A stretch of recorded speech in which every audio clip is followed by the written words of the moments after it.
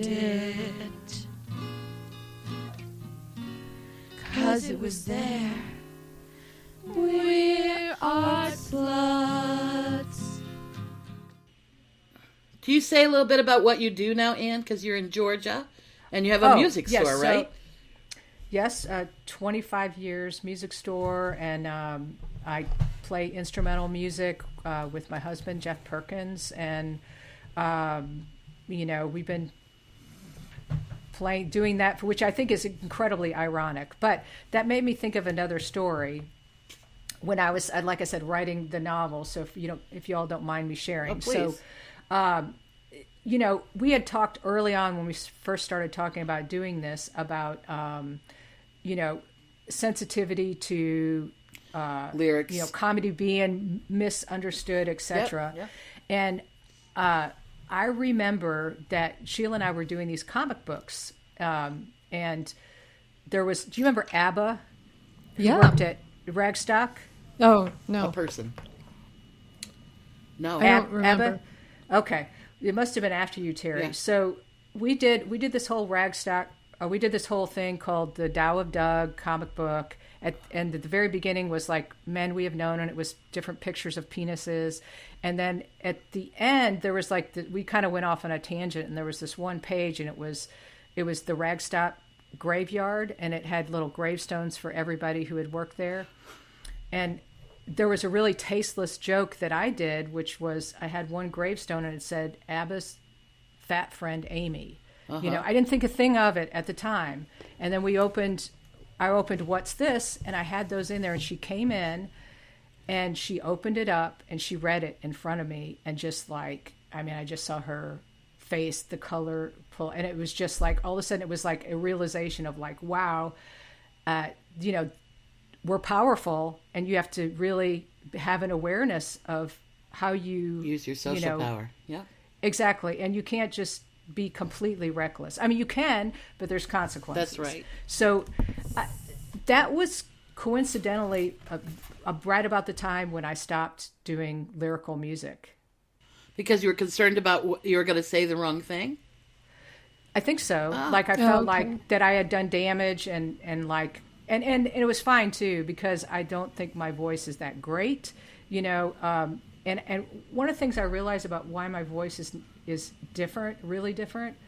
When I was in Japan when I was 16 for a year, and I acquired some of the way that Japanese sounds spoken in my English, and then I also studied Japanese folk singing, which is a completely different scale.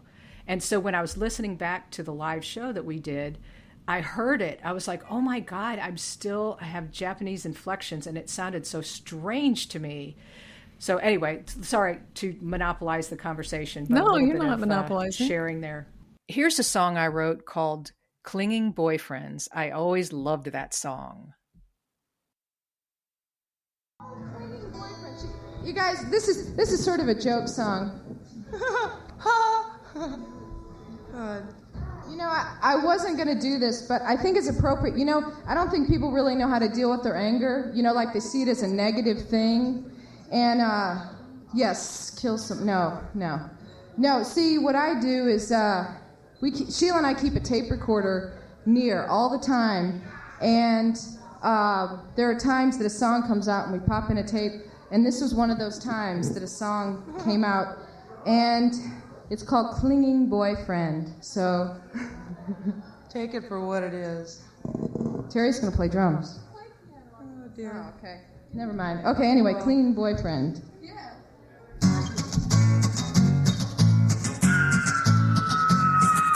I hate clinging boyfriends, the kind that never leave. I hate clinging boyfriends, they like to be doormats. They don't mind being walked on. And then they call me the bad guy. But they're clinging on me. They don't see reality. Why don't they just go away and go marry some Susie Q? not me. Oh, clinging boyfriends. Oh, when will this end? I'd rather just be friends.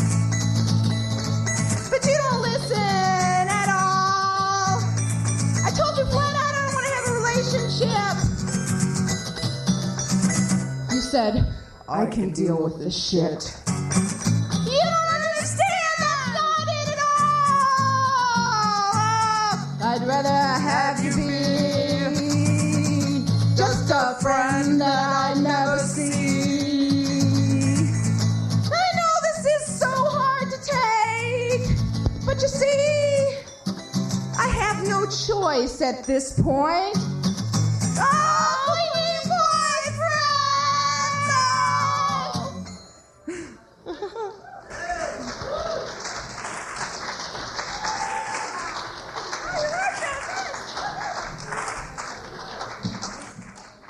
Anyway, so I've been doing instrumental music ever since, which I also think is interesting because it's like communicating without saying things, which is almost completely opposite of what we were doing, which we were using language. Yeah, and over to, communicating and using to say language real to things. cause a reaction Yeah. in the listener, how they respond. And maybe this is a good time to just kind of, for those people who don't know Art Sluts, to explain What were sort they? of what Who our were they? What'd we do? mission or goal or what we were really trying to do with our music. Well, we were trying to shock people, for sure, or I was, for sure, trying to shock people, trying to express our power. Don't you think, Terry? Definitely. But I also think we were imitating masculine forms of power. Especially, we were trying on being casual about sex and, with sluts, right? I mean, we were reclaiming, instead of being slut shaming, we were creating slut pride, which in 1980s Missouri was a very big deal, right? And certainly could not have happened without me gaining a feminist education first, right? So it's still very much monogamous, very fucking Christian, Columbia, Missouri, right? We just joke and say it was the belly button of the Bible Belt, right? That was a real thing that we said. And we'd all been to these institutions of learning, right, that were very tightly controlled. When I got my master's degree in 1986 at the UMC, my professors who were male asked me what I read, science fiction, and I said, no, actually, I'm a theologist by including. But there was open mocking of women trying to gain any kind of and having any kind of ontological knowledge or understanding or having any kind of spiritual or educational authority, or it just didn't exist. And I just wanted to say that I think that there's one type of misogyny that's like very blatant, but the one that I think is the most insidious is the not knowing what you don't know, like not even understanding enough to know that you're saying something. When we first opened the store, they had a series of books. It was literally a book came out called Trombone for Girls. Right. Like what? Like that's like a not know. And I remember I complained. Why do you have to have special instructions for girls to play a trombone, right? Right, exactly. And the same thing, like, playing guitar. It's changed quite a bit in the last decade, but, people would say, you play guitar? Like, it's not like weightlifting or something, Right. To me, a lot of what we were doing, see, she's not satisfied. She just wants attention. Bring her up here. Come and get petted. Yeah, bring her up. She won't come over here. Let your mama speak. She'll only come to me in a couple different places in the house. She won't come to the kitchen table because that's a place where I shoo her away from. But to me, it was when as a whole, I saw it more as we were, or in addition to, as calling out all the taboo things that weren't talked about, like menstruation, masturbation, abortion, all of these things that were related very closely to women's lives, that all of the conversations around these were basically determined by how men talked about them and not how women talked about them. And I felt like a lot of what we were doing is saying, well, part of it was the shock thing, but also part of it was casual conversation about, here's what it's really like in our lives. And we can we can pull out these things that are hidden in the shadows and, shed some light on them and bring them into conversation. So all women out there can see, hey, these things are okay to talk about. And like you were saying, reclaiming certain, words like slut. And here's an early song that we wrote called Nice Girls.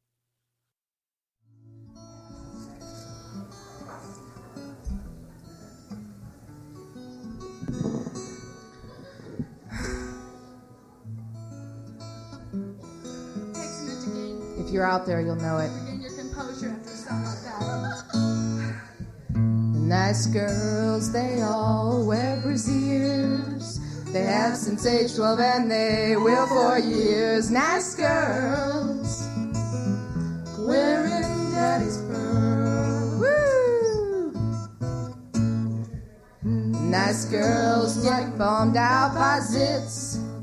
They like to show off their brand new outfits from Fashion Gal. They wear clear as silk in flesh tone, of course. The nice girls like to babysit and do the laundry for their boyfriend ship. Nice girls, even his underwear is streaked with shit. They'll give anything a whirl in a dryer for a dime at a laundromat. Nice girls do it missionary. They got initials on their stationery to write home for more money. And they get it. They fake orgasms. Ooh, ah, the big O. Nice girls, they all think they're whales. They do aerobics and they stand on scales. Nice girls, big hair with curls. Yeah. They carry aspirin in their purses. Bandage too, they're just like nurses. Those nice girls, same all over the world. So this is probably a good time for us to talk about Lori Creason, who was in very early stages of the Art Sluts, and she actually was responsible for our name, but she did contribute a lot of good lines to the Nice Girls song. And Terry, I'm gonna let you launch because you have such a good memory. Well, I also remember the Cellulite Fortress. Like there was a song I think that Cellulite Pam wrote Fortress that had a setup that we could do a different RAM. Anyway, it was just a lot of stuff about body shame, and I remember Pam gave me a book by Kim Chernin that was about. You have such a good memory. I know, it's amazing. That was the graduate school, you must cite your sources training. So The Hungry Self was the name of the book. Yes. And it was about the exploitation of the diet industry. And I know we had open discussions about it when we were hanging out, baking in the freaking bakery at the sub shop across from Ernie's. Where did Lori work? Well, we all worked at the sub shop at some point. Oh, she was at the sub shop too. I think that Pam and Lori were on a baking We baked shift the bread in the early morning, right? In the early morning. And so baking bread and talking about diet and body. I mean, it's perfect feminine, right? Like, remember I did in 2010, I was at the Women Who Rock conference and I did a workshop called Art Sluts in the Kitchen, because part of the premise is that women's work is where women's creativity and women's art and women's craft and women's, right? Our culture is based in the kitchen, in the home, right? Absolutely. So that all fits together for me. So anyway, Lori was, because we were all tall or large women, right? In the case of you know, and we all already had body issues, not because there was anything wrong with our bodies, but because the culture's so effing misogynist that the female form is an aberration instead of what's normal. Yeah. So those songs came out of that. What I remember about Lori is that before the Art Sluts, I was working on this, it really just an incredibly depressing end of the world poem. And we were taking like sound clips to add, because I was going to do kind of like a still movie thing. Yeah. And we just went around town for several days, and that was before the Art Sluts started. Yeah. But then, Terry, you had the creativity party. I had the creativity. I have photographs of Lori and you and me and at that party, and Sheila too. Yeah. Really early. What was that, like 82, 83, 83? I think it was 83. And wasn't it everybody had to show up at a different time? Yeah, people came at a different time, and they got half of a yin-yang symbol. I made a whole bunch of different colored yin-yang symbols and cut them in half. And then when you came in the party, I put a sheet over your head and had you sit in silence and darkness to create like a null pause in your sensory input. And then you came in the door. This is the beginning of my Aphrodite temple. And you came in the door, you'd have to pick out of the bowl one half of a yin-yang sign, and then you had to go and find the person that had the other part of the symbol. And you were instructed to bring 5 sensory objects and then sit with that person and share those sensations. And people brought like oranges or stones or texture items. It was brilliant fun. And then we sat in a big circle and all shared the things again. And the party just kind of went from there. Well, I know Sheila and I were on the hunt at that point in time. Yes. We were just stalking various guys around town. Nice. Yeah, Eric Wood was there. I think that was partly where Eric and Sheila got together. There. Actually, no, I think that might have been a little bit later. Okay. But we're shaving heads in that. We're definitely shaving heads. We're doing our haircut thing with the dog trimmers. Yeah, because there's a picture of you and Eric Wood shaving each other's heads, I think. Exactly. And so we were having the artists paint our T-shirts, and Lori said, "Oh, you guys are such art sluts." That's right. That's how the name, and I'm not even sure if. I just like that we took it as a compliment right away. We weren't like, no. Right away. We were like, yeah, that's cool. Art slut. Exactly. I know. And then she was the first show. That was before Pam came on. Pam, you were in the audience at the first show, right? Yes. Sure. Yes, I was in the audience thinking, and then these are such cool women. Oh. And then we were lucky enough to... Was that at the Chautauqua Center show? That was Chautauqua Center. Yeah. That was the very first one, right? Were we in the basement or just downstairs? In basement? Yeah, basement. Yeah. And we made, I think it was $50 or something like that. There was Did we enough. Go buy beer or something and cigarettes, probably. No, we saved it and used it to go into the studio with Ed Herman. Oh, right. That's right. But when I called Lori when we first started this project way during COVID, she said she remembered leaving the band, and I'm a little fuzzy on what I remember happening. Let's just leave it right there. No, I think that's about right. But Pam, there was no crossover, right? The only thing I remember is at one point we were all in my living room over there on Walnut, past the, at the end of that dead end, in my living room, all singing together. And I remember singing with Lori then, but I don't remember performing with her. I think that you didn't perform, and what I'm remembering about Cellulite Forest is the rehearsal where we were trying to decide how to fit your pieces and her pieces together in that one song. Oh. Because both of us, we were all lit up about the conversations we'd had at the sub shop about that Kim Chernin book. And like, this is so relevant. And there was one recording of We're Not Equal that she's in I am not your Barbie doll. Oh, that's right. Yeah. Her voice is on one of those early ones. Yeah. And you might both be on that. I'm not your Barbie doll. I'm not a convenience store. I am not your mother. I'm not your hole. I am not Your secretary I am not. Your analyst I am not. Your maid I am not. Your pet. I am not a girl. We are not equal. I am a woman. I am a woman. I am not. You know, last your summer I worked in Barbie a doll. sweatshop, I am not. better known as Your the North convenience Village Sub store. Shop I am Bakery. not. Sometimes Your it would get up mother. to 135 I am degrees back Your there in the hole. summer, and my I am body not. wasn't used to it. Your I lost secretary. about 25 I am not. pounds in 2 months. Your analyst. But everyone I am not. started telling me, hey, Your Pam, maid. you look really I am good. not. You look really Your healthy. pet. But I I am didn't not a feel girl. healthy. We I are had not headaches all the equal. time and I threw am a up a woman. lot. I am a But woman. I kind of got off on I the am fact that not. everyone thought I was Your attractive. Barbie doll. I am not. I want to say something about convenience images in our store. I am society. not. We have a history of mother. images, and as long I as am we not. buy into them, they Your become home. real. I am In not. China, for centuries, they bound secretary. women's I feet. am not. It was normal. Your Men were analyst. attracted to I am women not. with small, crippled Your feet. maid. I And am in not. 15th century Europe, Your millions of pet. women were burned as I am witches not a because they girl. didn't fit We the are not norm. equal. In I am parts a of woman. Africa, they still I am cut a out woman. women's I clitorises am not. and sew up their vaginas so Barbie men can doll. have a I am tight not. fit.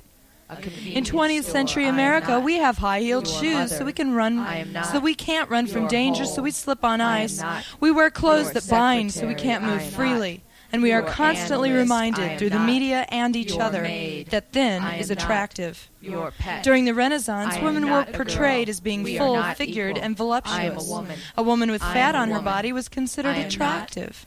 Your A woman who Barbie is doll. thin I am obviously not. was too A poor to eat convenience well. store. I am Today not. in America, a woman Your who is mother. fat either hates I am herself or has Your hormone hole. problems I am or is not. using it as a Your defense mechanism secretary. against I am men. not.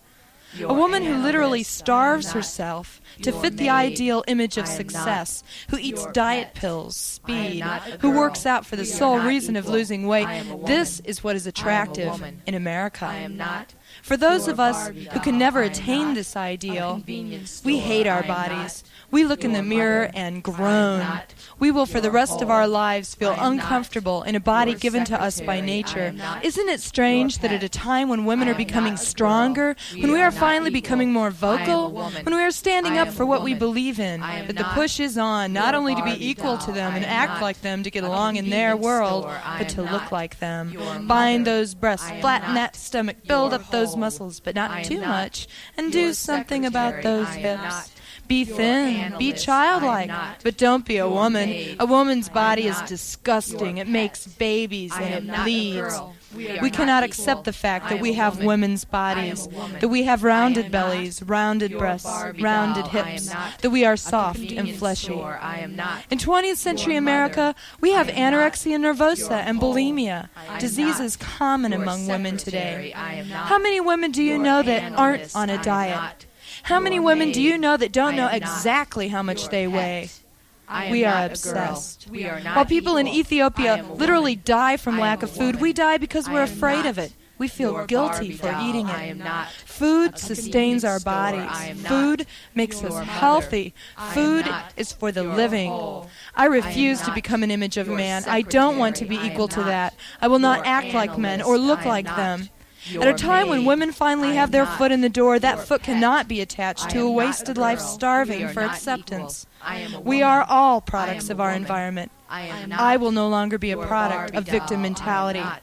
It's Your real convenience and it's store. wrong, I and what am needs not. to be changed will be Your changed mother. because we do not I am give not. up that easy. Your hole. I am I transforming. am not. I Your am the giver of secretary. life. I am not. I am a Your woman. analyst. I am not your Your maid. maid. I am not your pet. I am not a girl. We are not equal. I am a woman. I am a woman. You want to tell us about how you came up with "We Are Not Equal," the poem for it, Pam? Well, yeah, I think it was just part of those conversations we would have about our bodies and the influence of culture on our bodies and this whole Barbie Twiggy, ideal that we were supposed to be thin and shaped a certain way and, not too tall, Right. all sorts of things that we were not. Right. And this idea that, women were kind of seeking equality with men, and just thinking about that a lot and thinking about the differences, that what I was struggling with in terms of what I thought about my place in the world and how I saw myself in relations to men, and thinking, you know what? No, we're not equal. And I just felt like I really wanted to call out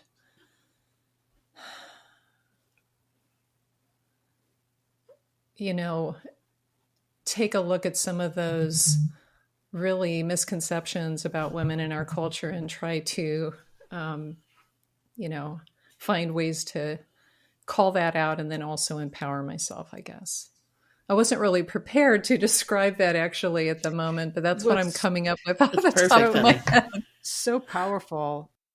And one thing that we had there that doesn't exist now, as far as I know, was public radio. Yes. So we had KOPN, public radio station, and that's where, Pam, you and I interacted a lot. Like, you took me up there and introduced me to David, right? And to Patrice Kaner, and to there was a collective of women called the Crystal Set Feminists. Yeah. Because radio sets used to be run by crystals, and we thought that was kind of new agey hippie, right? And they have a separate show? Oh, they had 6 shows. Wow. There was the Feminist News that ran at noon and on weekends. Yeah. I was part of the collective of 6 women that ran the Moon of Artemis show, which I remember that. Explicitly dykey, right? Yeah. And I played only women and mostly experimental women. Like, that's how I got into Kate Bush and Laurie Anderson. And also, I looked up the other day. I was like, what was the earliest radical thing? And I remember going up there during my orientation, and David, what's his last name? Owens, pulling out Jane Cortez and her song, Your Drum is a Woman. Then why do you beat your drum? Yes, that's a great and there drum. It is. Yeah. And there it is. Some early Black Panther, Latino Black radical feminist stuff. Yeah, you turned me on. You gave me a cassette comp that was the Mean Mama Blues. Yes. It was amazing. La la la la la, what's the matter with you? Yes, right. Stop your hanging around. Butter my bun and all that That's stuff. right. All these 30s and Viper blues that were about getting high. When you're a Viper. Remember? Yes. And then for a while, we were going to do another band that was an a cappella blues band that was just about getting high, and we were practicing things. I found a folder the other day. I have a folder from all these where we printed out the lyrics from these songs, and we were practicing. Oh my it might have God. been me and Sheila, because I definitely remember getting high with Sheila and focusing on it. You know. So then there was sorry. No, go ahead. I want to say one other thing. People like Nikki Giovanni reading poetry. Yes. Right? And then I started doing, with the Crystal Set Feminists, Women's Weekend. Yes. And you started that? Yeah. We started, I didn't know that. It was a day where they had a couple hours, and I was like, oh no, we need a weekend. And then I went to Stevens. We got Castleberry and Dupre to come and perform at Stevens College as part of Women's Weekend. Amazing. And we went from having, 2 hours to a whole weekend of live broadcasts with local performers. So we did that. Press. That was like my first thing that I ever did and organized. Yeah, and you remember Devo and the Heteros? Yeah, I totally do. I was I love Debo fucking Christ. I called her last year in the middle of the pandemic. She's near you. Yeah, she's in Charleston. Yeah, I've kind of reconnected a little bit with her. Yeah, I was part of that rotation with Moon of Artemis and Shelda. Okay, right. Shelda and Jay. So we would each take one weekend or whatever a month. Right. So I had the fourth weekend. Weekend. I still have cassette tapes. That music is rad as hell. It's still really good. And Terry, if you want me to transfer some of that, I'll mail them to you. Pam, I was going to say before we run you over again. I was going to say, and the Feminist News, which is where I learned how to splice tape and edit reel to reel, and then they also had as part of that the late night women's punk show that I did with Maureen O'Day. Didn't you do like a 3 in the morning? Yeah, midnight when to was 3 that? In the morning, and we played. Right. It was like 90% women punk artists. Yeah, the Slits, the Cramps, Crass. Mary I started writing down the Faithful, people that you introduced me. Joan you Jett. turned me on to Faithful. all of that. The raincoats. Yeah. I saw the raincoats in Seattle, Did you guys. you? Oh my yeah, gosh, before I that's left great. Seattle. in 2010. It was great. In fact, there's a really good documentary out about polystyrene. Oh, yeah. I was thinking, Terry, you sent us an email yesterday, with all that stuff, and artists. I was reading about the woman, that first artist, and it reminded me of that Marianne Faithfull song, Lucy Jordan. Yep.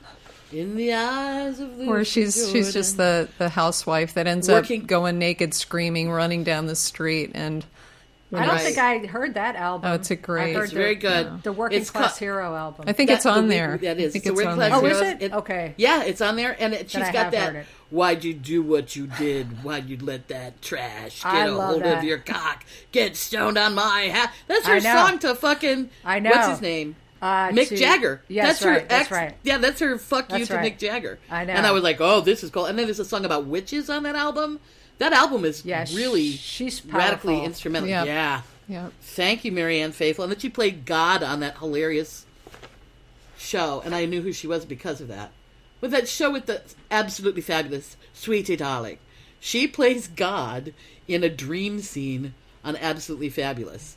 And she's got this beautiful young black guy with wings playing an angel, playing the bass, and she sings and she's God. Oh, You have to look it up. I'll try to find it for you.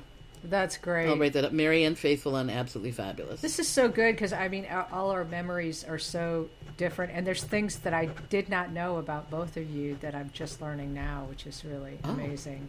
KOPN was... It was a fabulous thing. Between KOPN and the Chautauqua Center and the Shea Coffee House. Yeah. I mean...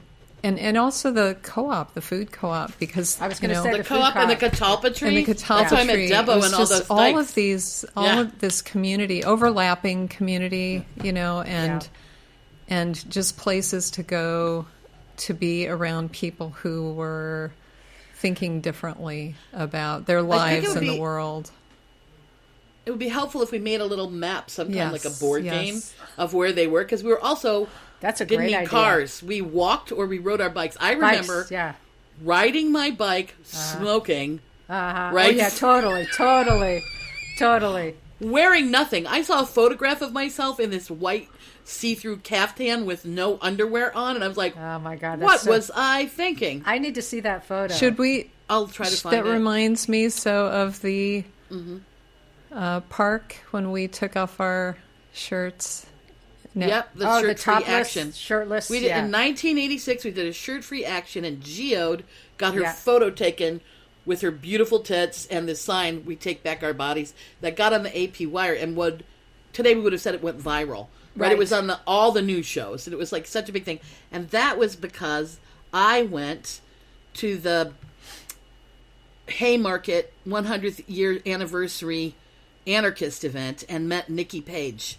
And Nikki Page was telling us to be sex-positive feminists. This is the very beginning of the split in feminist second and third wave, where there was a sex-positive feminism and a sex-negative feminism. And I've had to do a lot of research and understanding around that. I understand it's pretty important. I understand the sex-positive. What's the sex-negative faction of feminism? Andrea Dworkin and... who is... Well, it's like anti-sex worker, anti-pornography. No, they're saying that... Yeah, and that all sex is exploitation of women, which, I mean, it's not that far wrong. But that women weren't ever in a position, because of the frame of patriarchy, women aren't actually in the position to ever truly consent. Because all of our economic reliance and dependency, which is created and entrapped by the whole system, right? Like I've got 3 master's degrees, people. And my husband doesn't have a degree, but he knows math, and he makes $150,000 to $175,000 a year because of math, and because my work is taking care of the environment or taking care of people. The culture doesn't pay for that, right? So it just it enforces and requires financial dependency of women, and as long as it does that, and then this is why we're art sluts, right? This is get this right. If you're an sexually autonomous woman, that means you're a slut, no matter what, because you're not. Your identity isn't reliant on a male and the male gaze and all of that stuff, right? The other thing you did, Pam, is you gave me Kim Chernin's book about the hungry self. You gave me all this early political analysis, right?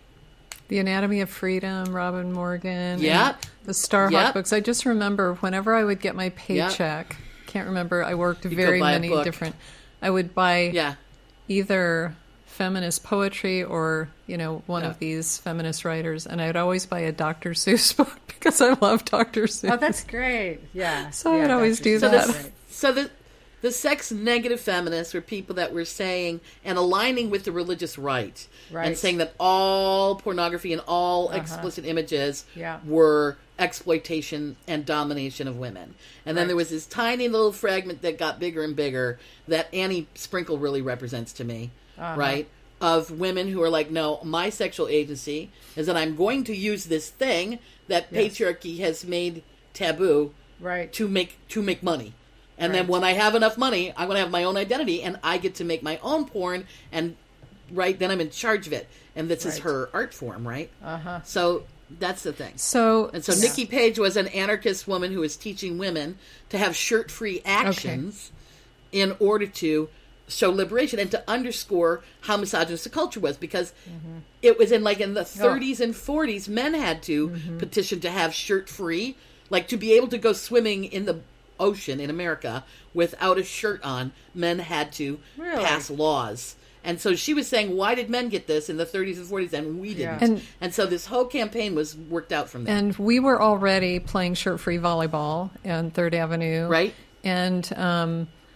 And we had decided, I can't remember what caused us to actually create that action. Was it from your visit with her that... Oh, it's Okay, me. okay. Yeah. And then, so we went to the thing, and then we went to the Midwest Women's Well, Festival. first, don't skip And over went- this we're yet, naked at because that. I want to go Yeah. back for just a second. Because I just absolutely. remember, and I think that was around the time, was that when Rocky Horror was released? Because I just remember we'd be parading through town with our very scant costumes and our boobs hanging out, but it was okay because it was Rocky Horror and it was Right, night right. and we were walking down the street, and it must have been around that time because I remember when we went to that event, that the most powerful thing about that I just don't want to skip over this, since we're talking about it, is there were all these frat guys and all these men in town that came over because they wanted to see all these shirtless women. And we started out Right. by being in a circle facing one another because we Right. also weren't sure how we were going to feel, was how intimidating it was going Right. to be. Yeah. And we felt so empowered in that circle. And then when we got up, not everybody did this, but I was one of them, got up and started walking towards Yeah. people to hand out our leaflets that Our little press talked release. about Yeah. why we were doing this. And I remember almost every one of those frat boys that I walked up to hand a leaflet turned around and ran away. It was like Yeah, they they couldn't could look at it. They not were terrifying. handle. Yeah, that's right. They could not Yeah. handle a naked woman. We weren't naked, but we were That's shirtless. Walking up to them, looking them in the eye was too much, and I just felt, so empowered, right? That was and really it was powerful. also just so unexpected. I didn't expect that. Right? Like you flipped the script Yes. of power. This is what happened, Pam, because that's something that when I met Nikki Page at the Haymarket event, right? And then I had hitchhiked there and couldn't get back, and they shoved me back in the, I was living at 3rd Avenue then, so they shoved me back in the car and we were all squished in there. And then I started corresponding with her, and I said, I really want to be a part of it, because she was one of the people that was showing the slideshow of violence against women, being like the Rolling Stones and black and blue all over, right? She was the person that had put together one of those slideshows that showed there was a collapse between violence and sex. And that she's like, look, we want sex, but we don't want the violence. And let's be clear, we can distinguish these two Yes. things. So then she went around and pointed out the hypocrisy, right? That women should be able to own their own bodies and be shirt-free when it's hot outside. And they had already done a series of these actions in other places. There was a float of women in Minnesota that dressed up like the Statue of Liberty without shirts on, and then they were handing out. So they had the Praying Mantis Collective, where they were also, and we did this at KOPN during Women's Weekend. They read off the names of women's rapists, where women had accused people of raping them. That's amazing. And nobody had done anything. And that was called the Praying Mantis Collective, right? Oh my God. So the shirt reactions happened, and then we would go to the quarry and skinny dip naked in Yes. mud Yep. afterwards. I have the photos of us doing that afterwards. Yep. So what happened was we did my friend Pam Hoffman came from Ohio to visit me with her remember daughter. Pam. We're sitting in the lawn outside of 3rd Avenue, and an interviewer came, took photos of us, and they put in the paper that we were going to have this shirt-free action at Peace Park. And because that was in the paper, an AM radio host that was a Republican, a conservative Christian, made announcements that they would give free 6-packs of beer to any guys that showed up to watch us in the park. Rush Limbaugh is from Missouri. That's where he started. Oh, I didn't know that. Yes. And were you at that? Were you at that event? At that action? At that action? Which one? It was in 1986, a shirt-free action that we did in Peace Park. Yes, I was. Okay. I was there, and it made me think of another thing that kind of related to nudity, the comparison between men and women. Because I don't know if you remember this, Terry, but when University of Missouri banned a painting of a man because it showed his penis. And yet, of course, in fine arts, forever, women forever, on and on and on. Yeah. So I did this protest at University of Missouri against the art department. I think that's right around the time I met Stuart. I'm trying to place. I was going to say, I think Stuart, right? Yeah, Stuart Dummett, I think so. But yeah, it's just the I don't know. It's just constant, right? It's just so I do have photographs of that shirt-free picnic. I would love to see those because I was trying to look up, in the newspaper archives, but I couldn't find anything. I have it documented. I have a whole bunch of articles and copies. I'll send you. Those. So there's 30 of us sitting in a circle, right? And then there's all these people staring at us. And then we have those little handouts, and we went, and I had the same experience. We'd walk up and make eye contact, and they would just freak out and run away. And we would say, looks like you're, because there's Debo and I going together. Looks like you're pretty, looks like you're pretty interested in what we're doing today, sir. Would you like to have some literature? That's right. Yes. Yeah, it was great. God. It was really great. Yeah, well, I mean, and that's the thing. Courage in women is so intimidating to some men. It's like. And was that art protest? Was that with just yourself or others that were part of that? Yeah, I just, it was like one of these things where I just was like, this can't stand, made my poster and went down. Yeah. Right. I think there was some other people. But, I mean, I remember the topless. I don't know if I can't remember if I participated, but I know that I was there. I remember it pretty vividly. But the other one I remember was protesting in front of the abortion clinic. Or we used to glue the locks of the old Untheater together. Oh, we stuck glue in. Yeah. And what were you? And I did a whole bunch of shit like that. And what were you doing there? Well, there was and I hate to call them pro-lifers, but anti-choice, whatever, started protesting around that time. That was really the birth of the moral majority was shortly before there. And so I thought, well, we have to have a counter protest. And it was me and, gosh, I'm trying to remember who else was there. It wasn't a lot of people, but it was a smaller one. But I'm so proud because I got a thank you note from the president of NARAL. Oh, wow. I was like, I know. How cool is that? But I just thought, well, we got to put our voice out there. Yeah. Until next time, we're Art Sluts. We're Art Sluts. Art Sluts. Okay. One more time. All right.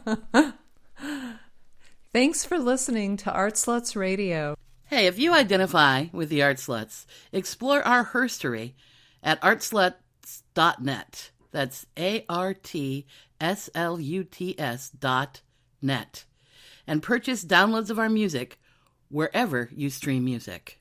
All contributions and purchases will go to support Planned Parenthood. Currently, 21 states have limited access to women's health care, including abortion, and 15 of those have a total ban. Talking about your abortion experience, voting, and donating to support abortion rights will make a difference. I hate